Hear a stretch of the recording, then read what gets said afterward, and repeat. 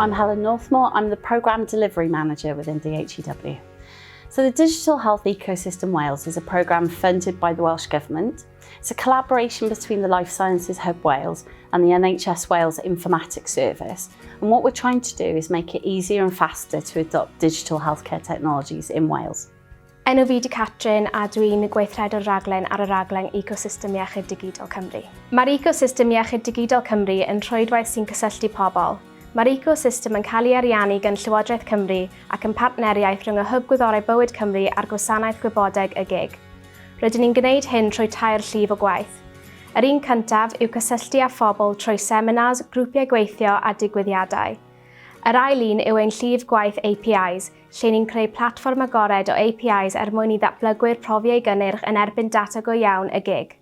Ein trydydd llif gwaith yw ein prosiectau sy'n amrywio o waith gyda gwerthusiad, procurement ac AFID.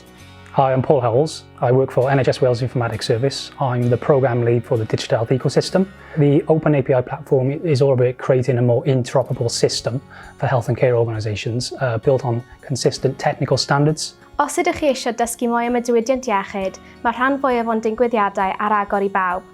Drwy mynychu ein digwyddiadau, byddwch yn clywed o ddiodd pobl proffesiynol yn y byd iechyd o ar draws y byd. Mae hefyd gyda ni gwefan lle chi'n medru edrych ar adnoddau, gwybodaeth, ein prosiectau ac yn y blaen.